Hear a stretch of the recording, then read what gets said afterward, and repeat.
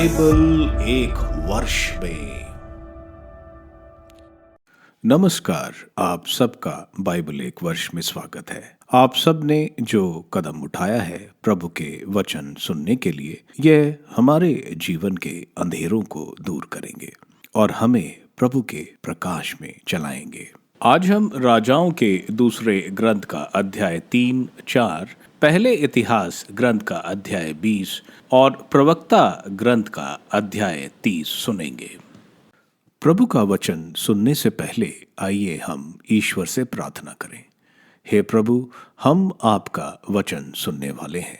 हमारे मन की आंखें खोलें और हमें आध्यात्मिक प्रज्ञा दें ताकि हम आपको जान सकें और आपके वचन के अनुसार अपना जीवन जिएं। यह हम मांगते हैं आपसे प्रभु यीशु के नाम, आमीन। राजाओं का दूसरा ग्रंथ अध्याय 3। यहोराम के शासन का प्रारंभ। यूदा के राजा यहोशाफाट के 18वें वर्ष आहाब का पुत्र यहोराम समरिया में इज़राइल का राजा बना। उसने 12 वर्ष तक शासन किया। उसने वही किया जो प्रभु की दृष्टि में बुरा है, लेकिन उसने वैसा नहीं किया जैसे उसके माता पिता ने किया था। उसने अपने पिता द्वारा प्रतिष्ठित बाल देव का स्मारक स्तंभ गिरवा दिया। उसने नाबाट के पुत्र यरोबाम की तरह इज़राइल से पाप करवाया और उस पाप से विमुख नहीं हुआ। मोआब पर धावा। मोआब का राजा मेशा भेड़ों का पालन करता था। वह प्रतिवर्ष इज़राइल के राजा को 1,00,000 मेमनों और 1,00,000 मेढ़ों का ऊन दिया करता था। आहाब की मृत्यु के पश्चात मोआब के शासक ने इज़राइल के राजा के विरुद्ध विद्रोह किया। इसलिए राजा यहोराम उसी समय समारिया से निकला और समस्त इज़राइलियों को एकत्र करने लगा।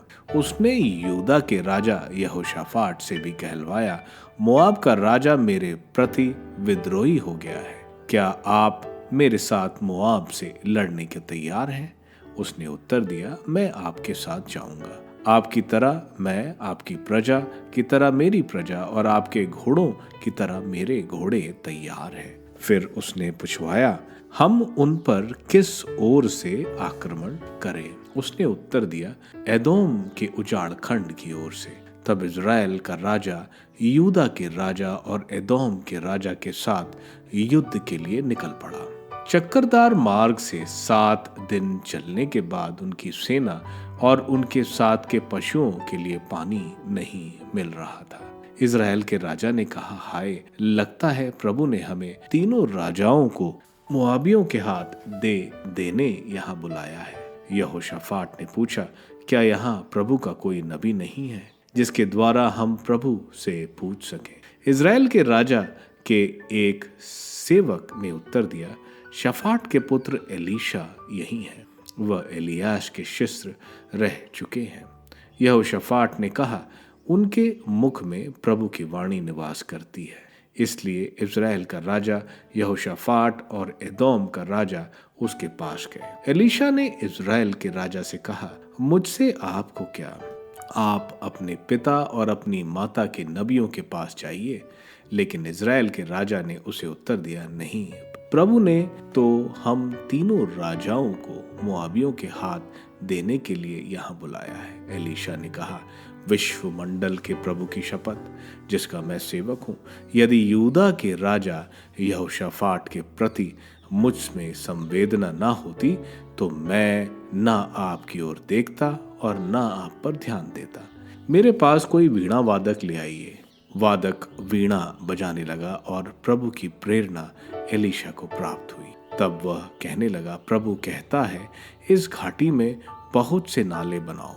प्रभु कहता है, यद्यपि तुम ना पवन देखोगे और ना वर्षा, फिर भी यह घाटी पानी से भर जाएगी और तुम लोग, तुम्हारे ढोर और तुम्हारे अपने पशु पानी पी सकेंगे। यह प्रभु के लिए साधारण सी बात है। वह मोआबियों को भी तुम्हारे हाथ दे देगा। तुम सभी किलाबंद नगरों और बड़े नगरों का विनाश करोगे, सभी फलदायक वृक्षों को काट डालोगे। सभी जल स्रोतों को बंद कर दोगे और सभी अच्छे खेत को पत्थरों से पाट दोगे। सवेरे जिस समय अन्न बलि चढ़ाई जाती है, अचानक एदोम की ओर से पानी आया जिसने देश को जलमग्न कर दिया। मोआबी पराजित। सब मोआबियों ने सुना था कि राजा लोग उनके विरुद्ध युद्ध करने आ रहे हैं। उन्होंने क्या जवान क्या बूढ़े हथियार बांधने योग्य सभी पुरुषों को बुलाकर उन्हें सीमा पर तैनात किया। बड़े सवेरे जागने पर जब मोआबियों ने पानी के ऊपर सूर्य को चमकते देखा तो उन्हें पानी रक्त के समान लाल दिखाई पड़ा। उन्होंने कहा, यह तो रक्त है। उन राजाओं ने निश्चय ही आपस में लड़कर एक दूसरे को मार डाला होगा। मोआबियों, चलो लूटो। जैसे ही वे इजरायलियों के पड़ाव के निकट आए, इजरायली उठकर मोआबियों से जूझ पड़े। उनके सामने से मोआबियों को भागना पड़ा। वे मोआबियों का पीछा कर उन्हें मारते रहे। उन्होंने उनके नगरों को नष्ट कर दिया। प्रत्येक व्यक्ति ने उनके सब अच्छे खेतों में पत्थर फेंका, जिससे वे पत्थरों से पट गए। उन्होंने सब जल स्रोत बंद कर दिए और सब फलदायक वृक्ष काट डाले। अंत में केवल कीर हेरेशट की चारदीवारी रह गई। उसे गोफान चलाने वालों ने घेर कर अधिकार में कर लिया।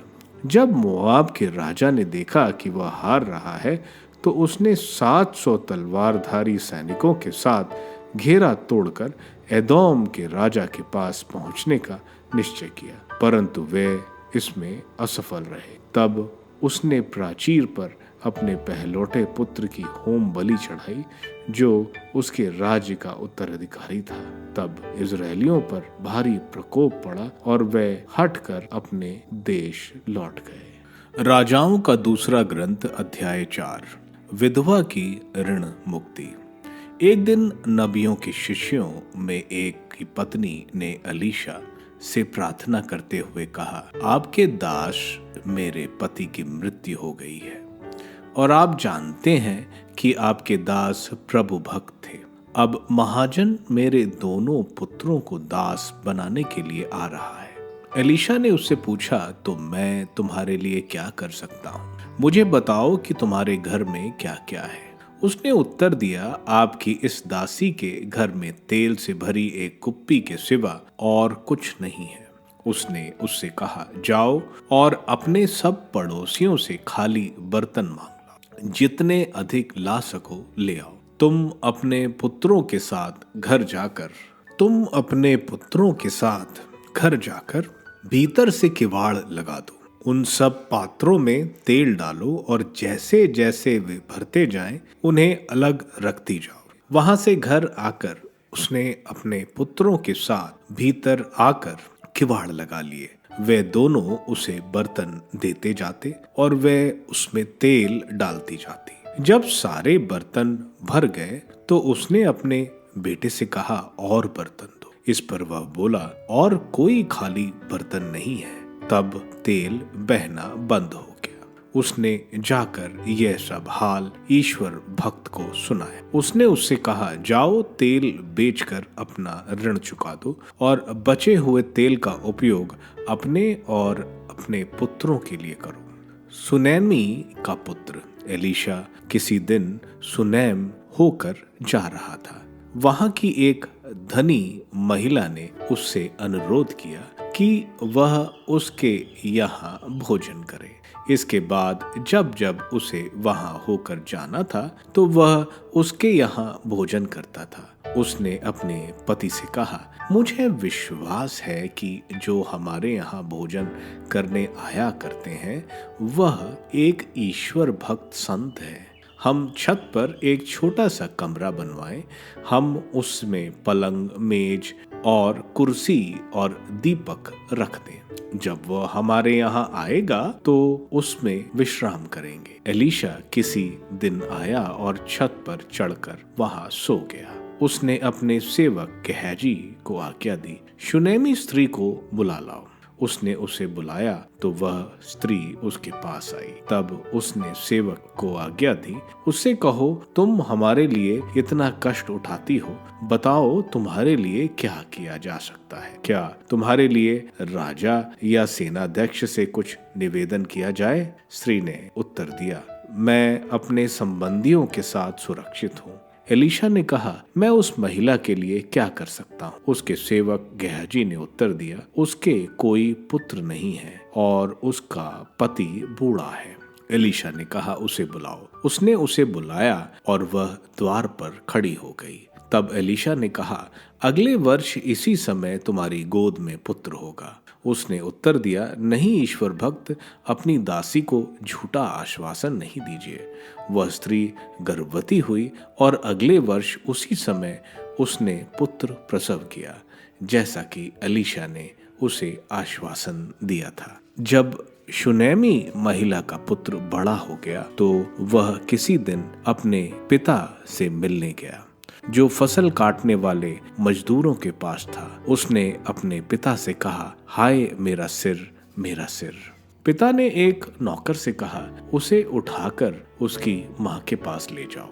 नौकर उसे उठाकर उसकी माँ के पास ले आया। वह दोपहर तक अपनी माता की गोद में बैठा रहा और मर गया। उसने अपने पुत्र को ऊपर ले जाकर ईश्वर भक्त के पलंग पर लेटा दिया और वह दरवाजा बंद कर बाहर निकल आई। तब उसने अपने पति को बुलवाकर उससे कहा, मेरे पास एक गधी के साथ किसी नौकर को भेज दीजिए, मैं जल्दी ही ईश्वर भक्त के पास जाऊंगी। उसने उससे पूछा, तुम आज उनके पास क्यों जाओगी? आज ना प्रतिपदा है और ना विश्राम दिवस। उसने कहा, चिंता मत कीजिए। उसने गधी कसवाने के बाद नौकर से ये कहा, जल्दी जल्दी हाँको और जब तक मैं ना कहूँ तब तक हाँकने में ढिलाई मत करो। इस प्रकार चलकर वह कारमेल पर्वत पर ईश्वर भक्त के पास पहुंची। उसे दूर से आते देखकर ईश्वर भक्त ने अपने सेवक गेहाजी से कहा, देखो शुनेमी आ रही है, जल्दी जाकर उससे मिलो और उससे पूछो, तुम सकुशल तो हो?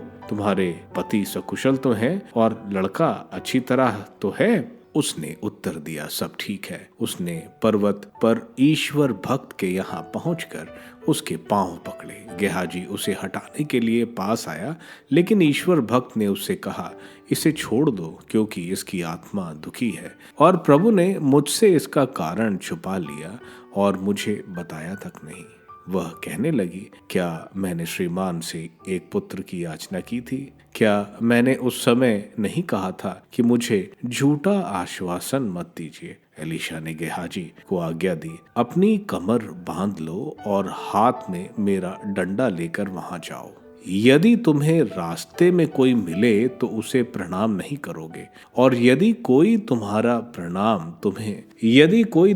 प्रणाम करे तो उसे उत्तर नहीं दोगे। मेरा डंडा उस लड़के के चेहरे पर रख दोगे। लड़के की माँ ने कहा, प्रभु की ओर आपकी शपथ, मैं आपके बिना यहाँ से नहीं जाऊंगी। तब वह उसके साथ चल दिया। गेहाजी आगे चला गया था और उसने उस डंडे को लड़के के चेहरे पर रख दिया था, परंतु उस बालक की दशा में कोई परिवर्तन नहीं हुआ और उसमें जीवन का कोई लक्षण दिखाई नहीं दिया।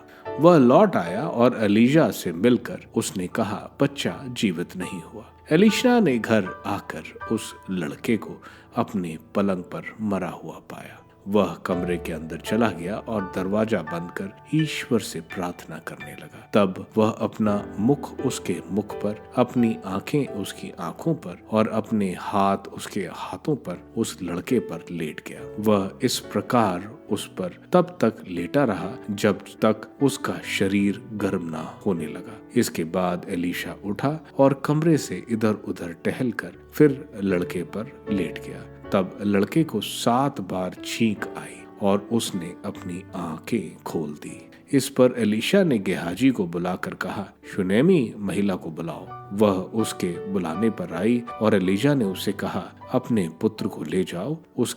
उसने उसके चरणों पर गिरकर उसे दंडवत किया और अपने पुत्र को उठाकर चली गई। विषैले खाद्य का स्वादिष्ट हो जाना। एलीशा गिलगाल लौटा। उस समय देश में अकाल पड़ा। जब नबियों के शिष्य उसके सामने बैठे हुए थे तो उसने अपने सेवक से कहा, हांडा चढ़ाकर नबियों के शिष्यों के लिए भोजन तैयार करो। तब उनमें एक व्यक्ति तरकारी लेने खेत गया। उसने एक जंगली लता पाई और उसमें वह गोद भर इंद्रायण फल तोड़कर ले आया। उसने उनके टुकड़े टुकड़े काटकर हांडे में डाल दिया, क्योंकि कोई नहीं जानता था कि वे फल क्या है। तब लोगों को भोजन परोसा गया और उन्होंने खाना शुरू किया तो वे चिल्ला उठे, ईश्वर भक्त, हांडे में मौत है, और वे उसे खा नहीं सके। तब एलीशा ने आज्ञा दी, थोड़ा आटा ले आओ। उसने उससे उस हांडे में डालते हुए कहा, अब लोगों को परोस दो और वे खाएं। हांडे में अब कोई हानिकारक चीज नहीं रह गई थी। प्रथम फल 100 व्यक्तियों का भोजन। एक मनुष्य बाल शलीखा में आया और उसने ईश्वर भक्त को प्रथम फल के रूप में जौ की 20 रोटियां और नए अनाज की भोरी दिए। तब एलीशा ने कहा, लोगों को खाने को दे दो। किंतु उसके नौकरों ने कहा, मैं इतने को ही 100 लोगों में कैसे बांट सकता हूँ? उसने उत्तर दिया, लोगों को खाने के लिए दो, क्योंकि प्रभु ने कहा है, वे खाएंगे और उसमें से कुछ बच भी जाएगा। उसने लोगों को खिलाया, उन्होंने खा लिया और जैसा कि प्रभु ने कहा था उसमें से कुछ बच भी गया। पहला इतिहास ग्रंथ अध्याय 20। अम्मोनियों से दाऊद का दूसरा युद्ध। वसंत के समय जब राजा लोग युद्ध के लिए प्रस्थान किया करते थे, योआब ने सेना लेकर अम्मोनियों का देश उजाड़ा। इसके बाद उसने राबा को घेर लिया। दाऊद यरूशलेम में रह गया। योआब ने राबा पर अधिकार कर लिया और उसका विनाश किया। दाऊद ने अम्मोनियों के देवता मिल्कॉन के सिर का मुकुट ले लिया। उसका वजन 1 मन सोना था और उसमें एक बहुमूल्य रत्न जड़ा था। वह दाऊद के सिर पर पहनाया गया। दाऊद ने उस नगर से लूट का बहुत सा माल प्राप्त किया। वह नगर के निवासियों को ले गया और उनसे आरे, गैती और कुल्हाड़ी से काम करवाया। उसने अम्मोनियों के अन्य सब नगरों के साथ यही किया। इसके बाद दाऊद अपनी सारी सेना के साथ यरूशलेम लौट आया। इसके बाद गेजेर के निकट फिलिस्तीनियों से युद्ध छिड़ गया। हुशाती शिबकै ने सिपै को मार डाला, जो रफाइम का वंशज था। फिलिस्ती अधीन हो गए। जब फिर से फिलिस्तीनियों से युद्ध छिड़ गया तो याईर के पुत्र एल्हानान ने गतवासी गोलियत के भाई लहमी को मार डाला। उसके भाले का दंड करदे के डंडे जैसा था। जब गत के पास फिर से लड़ाई छिड़ी तो एक दैत्यकार आदमी सामने आया। उसके हाथों में 6-6 उंगलियां थी और पांवों में 6-6 उंगलियां। इस तरह कुल 24 उंगलियां थी। वह भी रफाइम का वंशज था। जब उसने इजरायलियों को ललकारा तब दाऊद के भाई शिमा के पुत्र योनातान ने उसका वध कर दिया। ये लोग रात के रफाइम के वंशज थे और ये दाऊद तथा उसके सेवकों के हाथों मारे गए। प्रवक्ता ग्रंथ अध्याय 30। शिक्षा। जो अपने पुत्र को प्यार करता वह उसे कोड़े लगाता है, जिससे बाद में उसे पुत्र से सुख मिले। जो अपने पुत्र को अनुशासन में रखता उसे संतोष मिलेगा और वह अपने संबंधियों में उस पर गौरव कर सकेगा। जो अपने पुत्र को अनुशासन में रखता वह अपने शत्रु से ईर्ष्या उत्पन्न करेगा और अपने मित्रों में उस पर गौरव करेगा। यदि ऐसे पुत्र के पिता की मृत्यु हो जाती तो भी वह मानो अब तक जीवित है, क्योंकि वह अपना प्रतिरूप छोड़ गया है। वह जीवन में पुत्र को देखकर आनंदित रहा और मरते समय उसे दुख नहीं होगा। वह अपने शत्रुओं के सामने लज्जित नहीं हुआ। वह ऐसे व्यक्ति छोड़ गया जो शत्रुओं से उसके घर की रक्षा करेंगे और उसके मित्रों को उनके उपकार का बदला देंगे। जो अपने पुत्र को सिर पर चढ़ाता उसे अपने घावों पर पट्टी बांधनी होगी और उसका हृदय हर चिल्लाहट पर कांप उठेगा। जो घोड़ा पालतू नहीं बनाया गया वह वश में नहीं रहता। यदि पुत्र भी स्वच्छंद छोड़ा गया तो उद्दंड बन जाता है। अपने पुत्र को सिर पर चढ़ाओ और वह तुमको चकरा देगा। उसके साथ खेलो और वह तुमको दुख पहुंचाएगा। उसके साथ हंसी मजाक मत करो, नहीं तो तुम्हें दुख उठाना पड़ेगा और तुम अंत में उस पर दांत पीसते रह जाओगे। तुम उसे जवानी में पूरी स्वतंत्रता मत दो और उसके अपराधों की अनदेखी मत करो। तुम जवानी में उसकी गर्दन झुकाओ और बचपन में उसकी पसलियां तोड़ दो, नहीं तो वह हठी बनकर तुम्हारी बात नहीं मानेगा और तुमको उसके कारण दुख होगा। तुम अपने पुत्र को शिक्षा दो और अनुशासन में रखो, नहीं तो तुमको उसकी दुष्टता के कारण लज्जा होगी। स्वास्थ्य। रोग से दुर्बल धनी की अपेक्षा स्वास्थ्य और हष्ट पुष्ट दरिद्र अच्छा है। संसार भर के सोने चांदी की अपेक्षा स्वास्थ्य शरीर अच्छा है। अपार संपत्ति की अपेक्षा सुदृढ़ मन अच्छा है। स्वास्थ्य शरीर के बराबर कोई संपत्ति नहीं और प्रसन्न मन के बराबर कोई सुख नहीं। दयनीय जीवन की अपेक्षा मृत्यु अच्छी है और दीर्घकालीन रोग की अपेक्षा अनंत विश्राम। रोगी के बंद मुख के सामने रखा स्वादिष्ट व्यंजन कब्र पर चढ़ाए गए भोजन के बराबर है। देव मूर्ति को अर्पित भोजन से क्या लाभ, क्योंकि वह ना तो खा सकती और ना सूंघ सकती है। यह उस पापी की दशा है जिसे प्रभु उत्पीड़ित करता है। वह उसी तरह देखता रहता और आहें भरता है जिस प्रकार खोजा कुंवारी के सामने करता है। आनंद। उदासी के शिकार मत बनो और चिंता से अपने को तंग मत करो। हृदय की प्रसन्नता मनुष्य में जीवन का संचार करती और उसे लंबी आयु प्रदान करती है। अपना मन बहलाओ, अपने हृदय को सांत्वना दो और उदासी को अपने से दूर करो। उदासी ने बहुतों का विनाश किया है और उससे कोई लाभ नहीं। ईर्ष्या और क्रोध जीवन के दिन घटाते हैं और चिंता समय से पहले किसी को बूढ़ा बनाती है। आनंदमय हृदय खाने की रुचि बढ़ाता है। ऐसा व्यक्ति अपने भोजन का बहुत ध्यान रखता है। राजाओं के दूसरे ग्रंथ के अध्याय 3 में हम देखते हैं इज़राइल का राजा यहोराम मोआब जो इज़राइल के अधीन था, जो उसको हर साल इज़राइल को टैक्स देता था, उसने वह देना बंद कर दिया।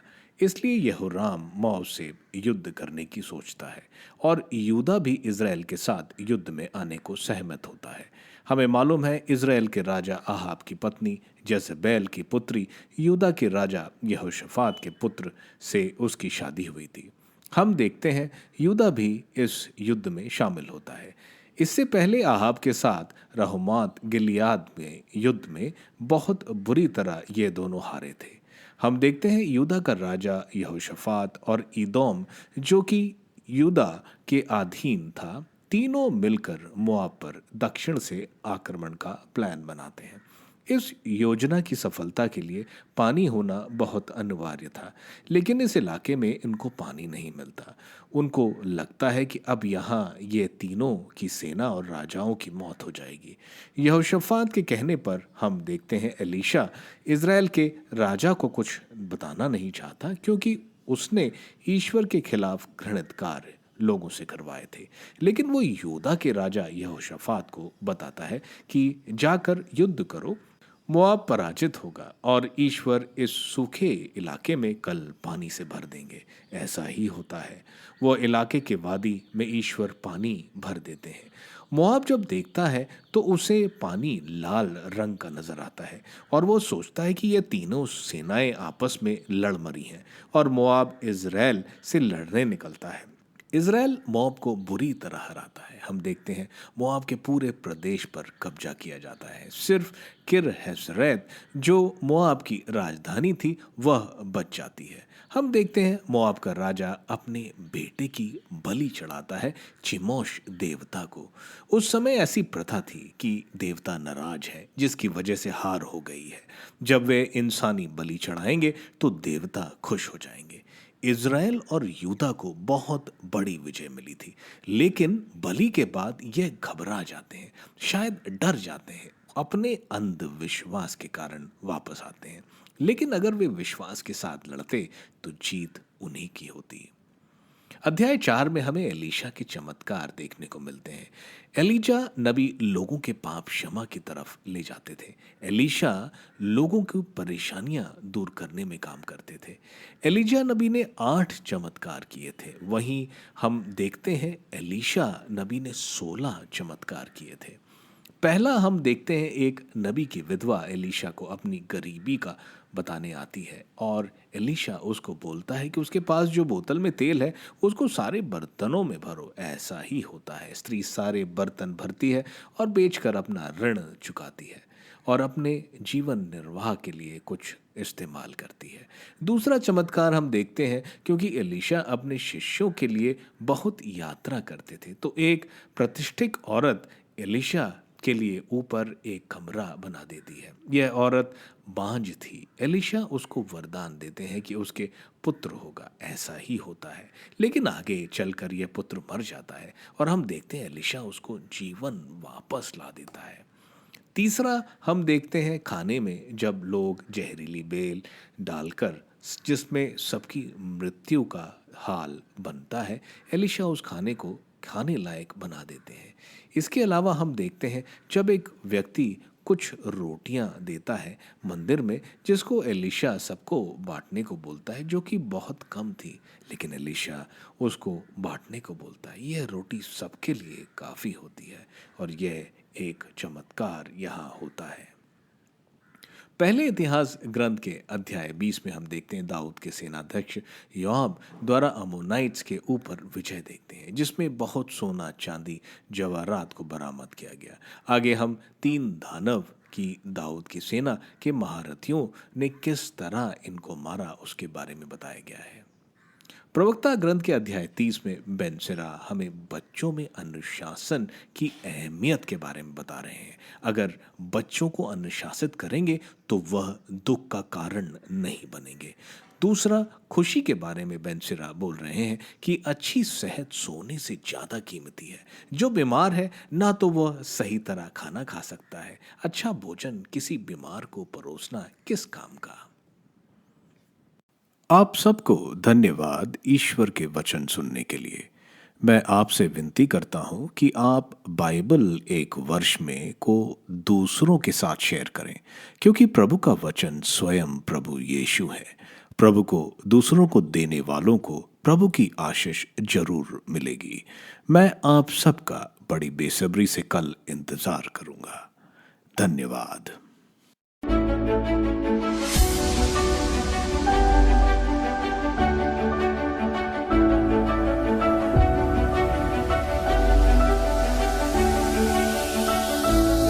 बाइबल एक वर्ष में